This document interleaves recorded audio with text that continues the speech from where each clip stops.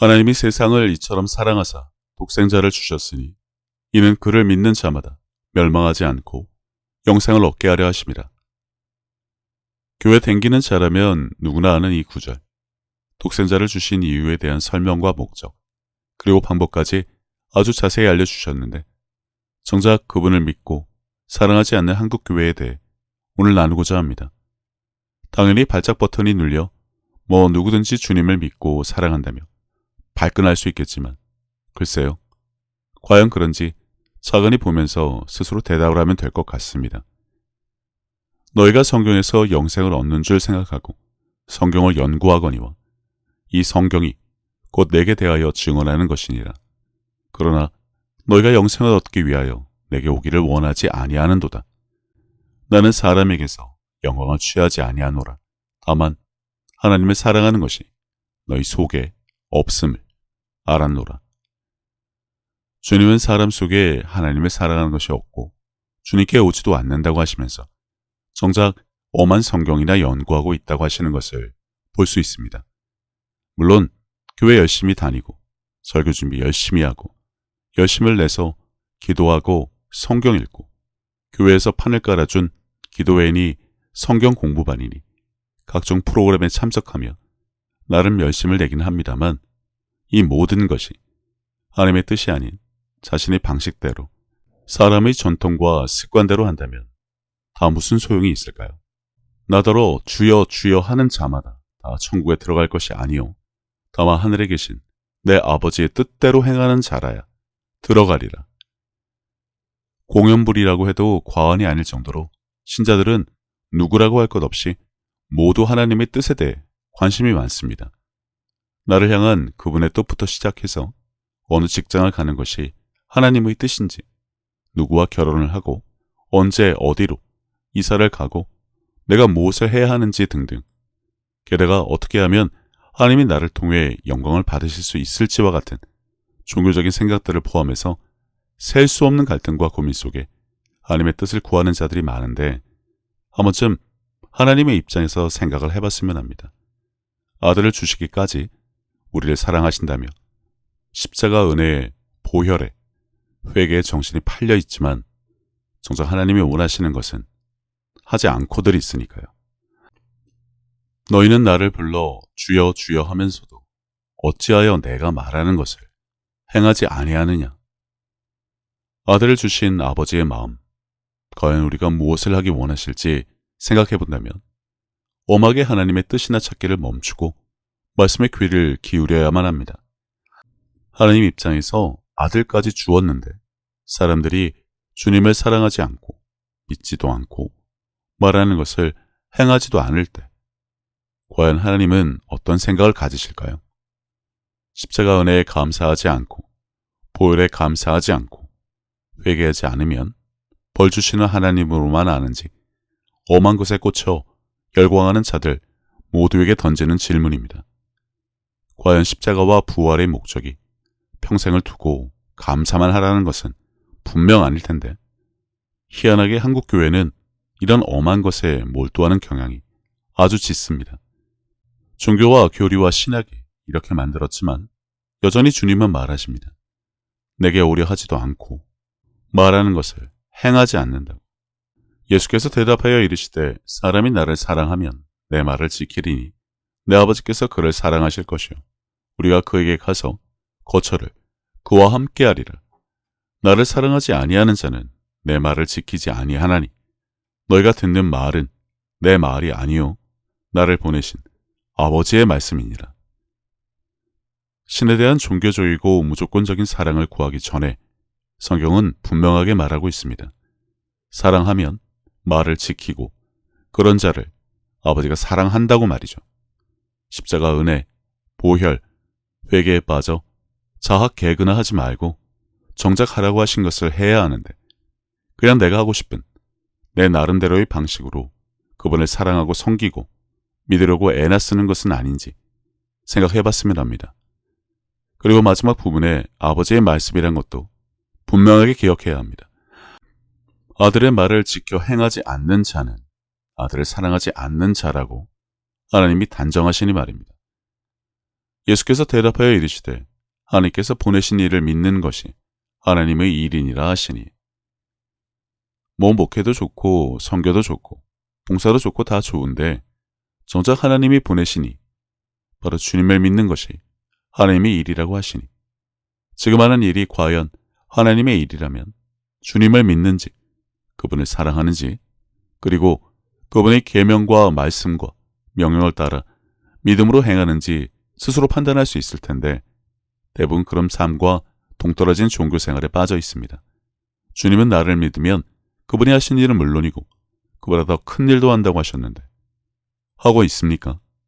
아니면 죽일 기세로 덤벼들면서 이 시대의 치유는 없다, 끝났다라며 스스로 무덤을 파고 성령을 모독한 죄를 지으며 살고 있는지 보면 되는데, 어처구니 없는 게 한국교회와 목회자 그리고 신자들은 지금 하나님의 면전에서 주님을 상대로 삿대질을 한다는 것을 아는 자들이 거의 없어 보입니다. 너희가 나를 사랑하면 나의 계명을 지키리라. 주님의 일이나 믿는 자에게 따르는 표적은 둘째 치더라도 주님이 주신 새 계명, 서로 사랑하라, 그렇게 살고 있는지부터 점검을 하면 과연 내가 하나님의 일을 하는지 내 멋대로 사는지 분명하게 알 수 있을 것이고, 여기서부터 삐걱거린다면 지금 하는 그 모든 것은 다 헛것일 뿐입니다. 그냥 자기 만족이죠. 성경을 연구하고 지식을 추구하고 주님의 말을 행하기는커녕 신학과 교리에 빠져 옳고 그름이나 따지고 있는 모든 자들에게 해당되는 말입니다. 이 백성들의 마음이 완악하여져서 그 귀는 듣기에 둔하고 눈은 감았으니 이는 눈으로 보고 귀로 듣고 마음으로 깨달아 돌이켜 내게 고침을 받을까 두려워함이라 하였느니라. 주님을 믿고 사랑하고 말을 행하는 것은 고사하고 돌이켜 고침을 받을까 두려워하는 이유, 부자 청년의 비유가 좋을지 잘 모르겠습니다만 아무튼 대부분 내가 좋아하는 것에 코를 박고 살지 성령을 받아 주님의 일을 계속해서 이어갈 생각들은 도무지 없어 보입니다. 교회에 헌자를 데려가니 화들짝 놀라는 목사와 장로들이 차고 넘치는 마당에 당연한 일입니다. 아무도 관심도 없고 오히려 없다, 끝났다라며 비아냥거리는 목사가 차고 넘치니 뒷감당들은 어찌하려나 싶어요. 도무지 모르겠다. 쫓겨나 일을 가는 것으로 끝날 일이 아닐 텐데 말입니다. 그날에 많은 사람이 나더러 이르되 주여 주여 우리가 주의 이름으로 선지자 노릇하며 주의 이름으로 귀신을 쫓아내며 주의 이름으로 많은 권능을 행하지 아니하였나이까 하리니, 그때 내가 그들에게 밝히 말하되 내가 너희를 도무지 알지 못하니 불법을 행하는 자들아 내게서 떠나가라리라.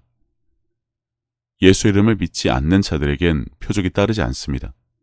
하지만 표적이 따를 만큼 주님을 믿고 그분의 이름을 믿는다 하더라도 용도사미가 되는 경우 이런 일을 겪게 된다는 것인데, 가장 큰 문제는 돈과 자신을 높이는 교만으로 인해 몰락의 길로 가게 되는 경우를 말하는 것입니다. 우리야 당연히 모르지만 그 마음의 중심에 주님을 사랑하는지 보시는 분이 아실 테니, 그분이 이렇게 나오신다면 분명 그 사람 안에는 주님이 받으시기에 합당한, 그분을 사랑해서 하나님이 기뻐하실 만한 것이 없다고 보면 될 것입니다. 표적이 따르던 이적을 행하던 교회 몇 개 세운 것을 자랑하고 신자의 수와 헌금을 자랑하고 자기가 출판한 책의 수나 자랑질하며 설교 시간에 나라와 정치나 비판을 하던 여신자 강간에 불륜을 일삼던 상관없이 그 마음에 하나님에 대한 사랑도 없고 주님을 믿고 따르고 말씀을 행하지 않으면 다 똑같은 부류에 속합니다. 도무지 알지 못하는 자라고 말입니다. 세상에서 뭘 어떻게 했던 아무 상관없이 말입니다. 아름다운 열매를 맺지 아니하는 나무마다 찍혀 불에 던져지느니라. 이러므로 그들의 열매로 그들을 알리라. 주님은 포도나무 비유를 통해서도 말씀하셨지만 나를 떠나서 사람은 아무것도 할 수 없는데 주님을 떠나서 자기 방식대로 내 욕심에 이끌려 내 멋대로 섬기면서 모래성 처음 쌓은 그 모든 것은 그냥 헛되고 헛된 것으로 전락하고 말 것입니다. 그 정죄는 이것이니 곧 빛이 세상에 왔으되 사람들이 자기 행위가 악함으로 빛보다 어둠을 더 사랑한 것이니라. 악을 행하는 자마다 빛을 미워하며 빛으로 오지 아니하나니 이는 그 행위가 드러날까 하며 진리를 따르는 자는 빛으로 오나니 이는 그 행위가 하나님 안에서 행한 것임을 나타내려 함이라 하시니라. 차라리 이러면 다행이다 싶을 정도입니다.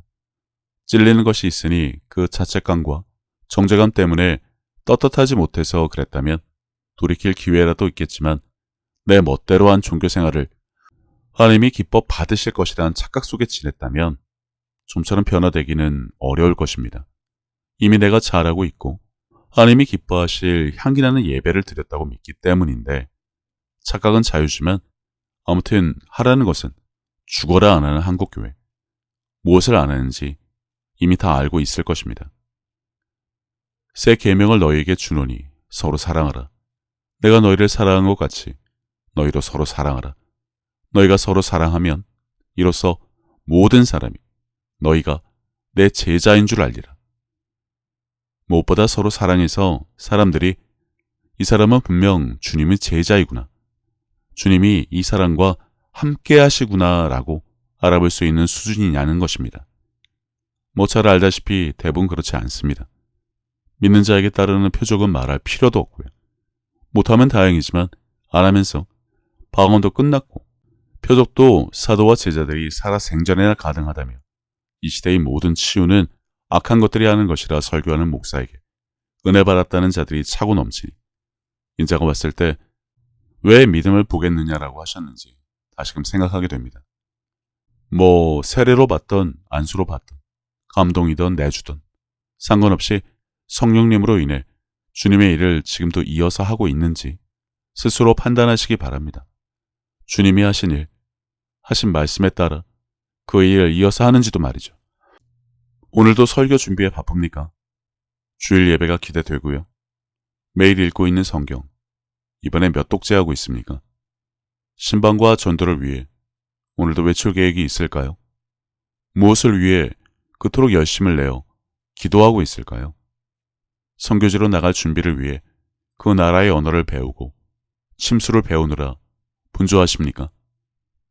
방언도 치유도 이적도 이미 다 끝난 일이고 이 시대의 치유는 다 악한 것들이 하는 것이란 거짓 설교에 속아 살았으니 예수 이름으로 손을 얻는 일은 생각도 않을 텐데 주님을 사랑하지 않아 그분을 믿지도 않으면서 그분의 말을 행하지 않는 책임에 대해서는 아무런 감흥조차 없는 종교생활. 이대로 괜찮겠습니까?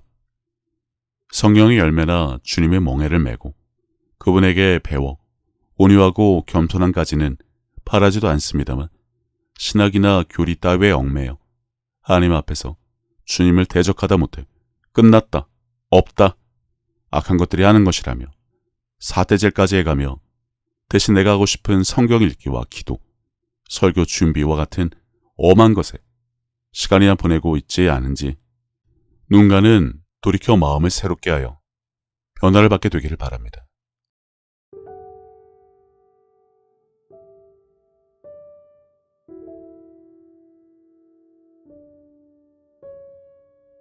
예수님께서는 내 마음을 다하고 목숨을 다하고 뜻을 다하고 힘을 다하여 주 너의 하나님을 사랑하라 하신 것이요.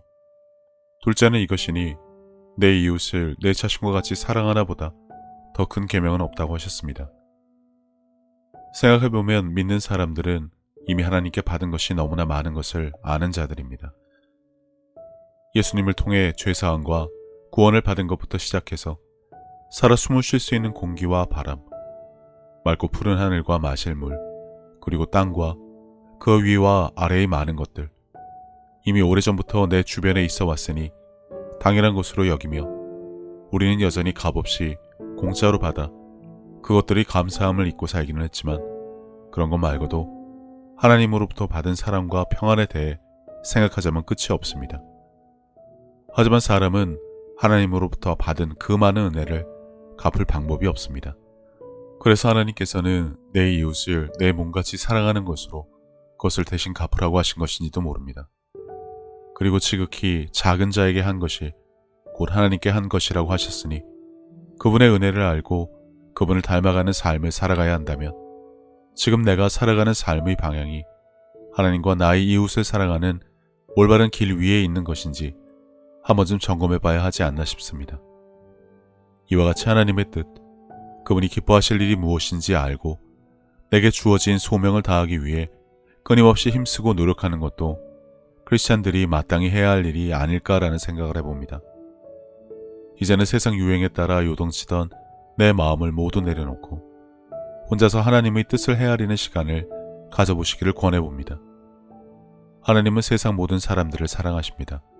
그렇기 때문에 당신이 사랑받기에 마땅한 사람인 것처럼 당신의 가족도 이웃도 그분에게는 마찬가지로 소중한 자녀들입니다.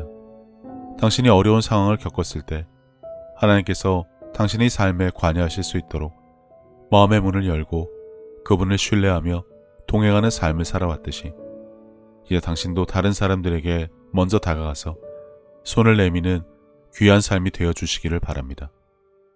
예수님께서 주신 새 계명, 서로 사랑하라.